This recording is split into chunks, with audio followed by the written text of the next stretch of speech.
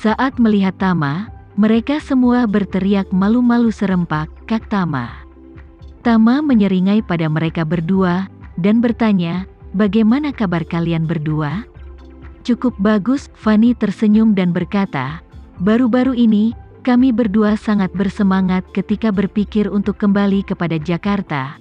Kami harus berbicara tentang Jakarta untuk waktu yang lama di malam hari." Tama mengangguk, menatap Claudia, dan berkata sambil tersenyum, "Claudia, saat ini masih waktu liburan musim panas, kamu masih punya waktu untuk membiasakan diri. Ketika kamu tiba di Jakarta, ketika saatnya tiba, biarkan Fanny membawamu berkeliling untuk mengenal kota Jakarta." Claudia mengangguk ringan, dan berkata dengan serius, "Oke, terima kasih, Kak Tama."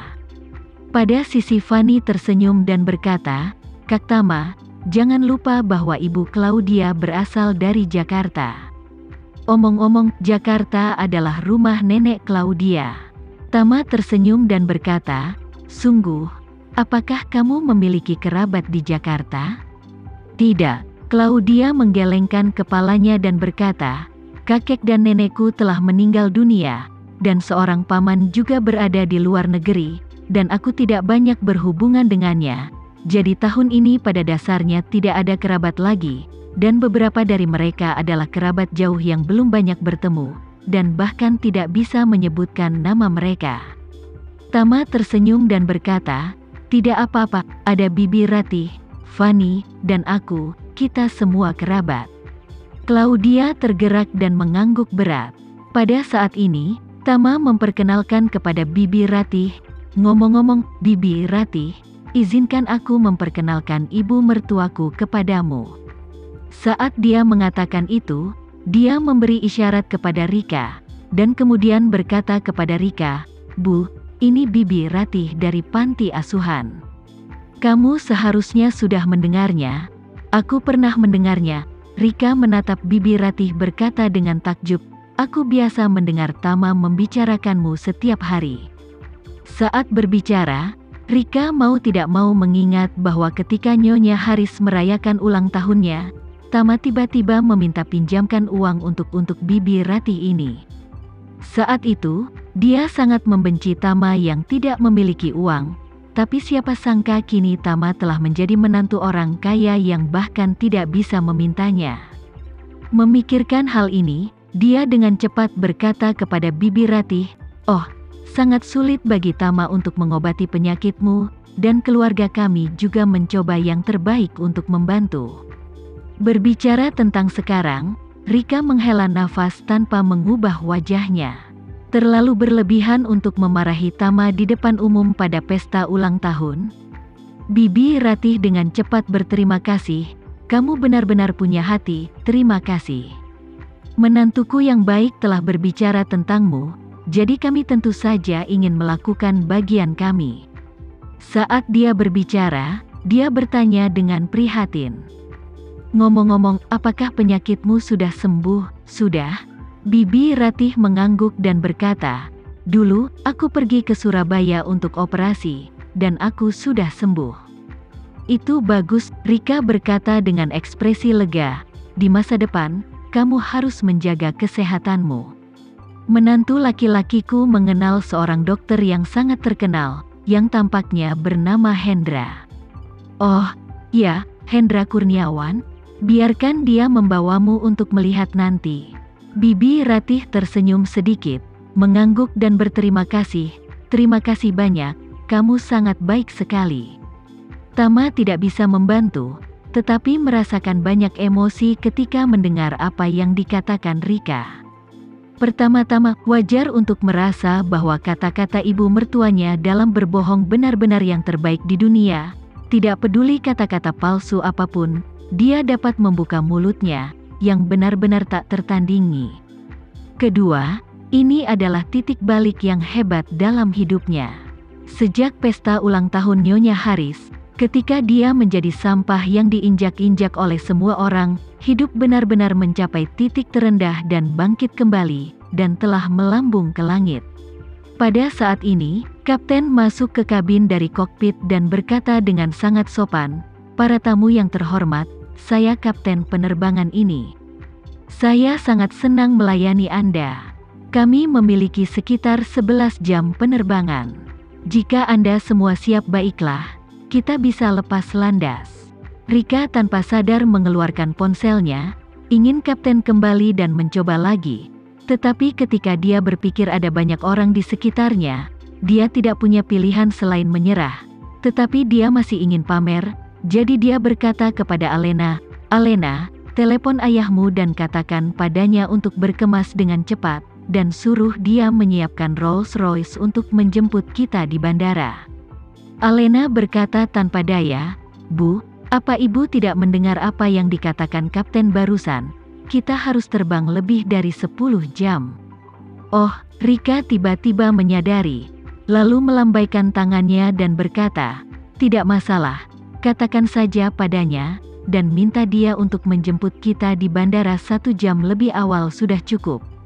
Alena selalu tidak menyukai hal berlebihan seperti itu, jadi dia berkata, "Oh, Ibu, jangan biarkan ayah menjemput kita lagi, mobil yang dia kendarai benar-benar terlalu mencolok, lebih baik, biarkan Tama memesan mobil bisnis yang lebih besar, tidak hanya kita bertiga yang bisa duduk, tapi Bibi Ratih dan mereka bertiga juga bisa duduk bersama."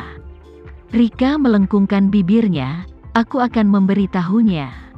Pesawat dengan cepat lepas landas, membawa mereka berenam meninggalkan New York dan terbang ke Indonesia.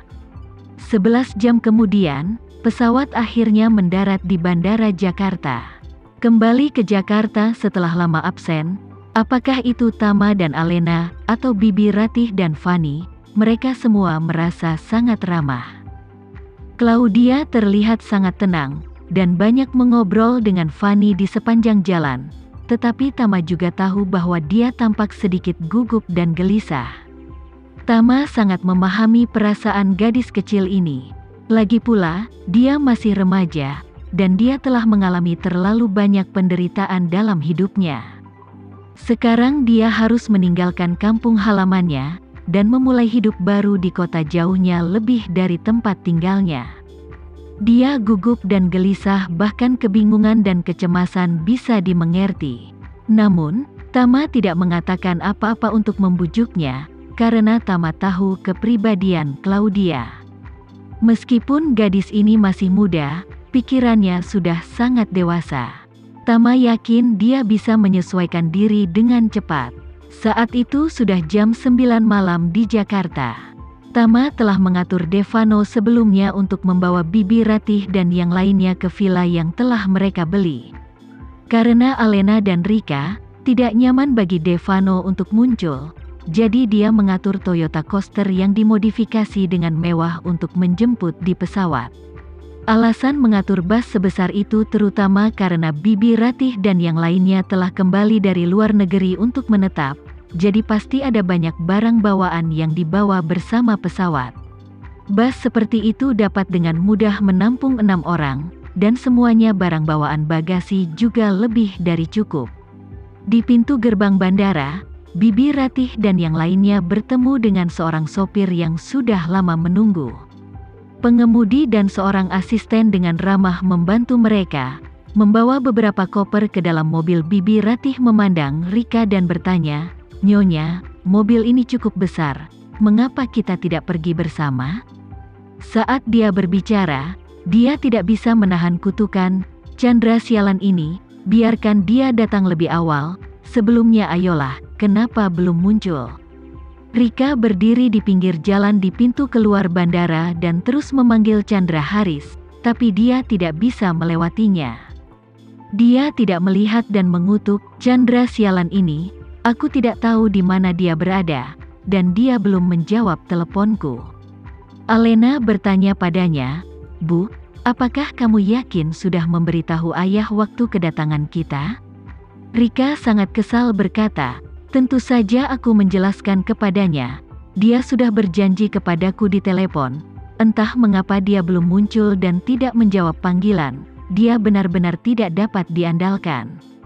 Alena juga dengan cepat mengeluarkan teleponnya, menelepon ayahnya, tetapi tidak ada yang menjawab telepon seperti yang dikatakan Rika. Dia berkata dengan ekspresi yang sangat gugup, "Ayah, dia pasti mengalami kecelakaan. Ini belum waktunya tidur. Mengapa kita tidak bisa meneleponnya?" Tama dengan cepat membujuk, "Istriku, jangan berpikir aneh-aneh, mungkin ayah sedang tertidur, kita harus pulang dan melihat-lihat dulu." "Ya," Alena sangat setuju.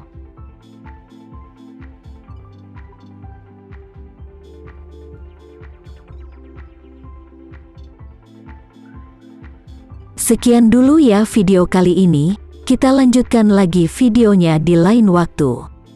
Oh iya, bagaimana menurut kalian? Semoga bisa sedikit menghibur kalian semua.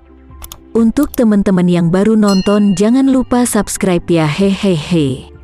Dan kalau teman-teman ada yang ingin gabung langganan, bisa langsung gabung saja untuk dapat fitur yang menarik dan sedikit membantu Mimin. Terima kasih banyak sudah menonton, sampai jumpa lagi, bye.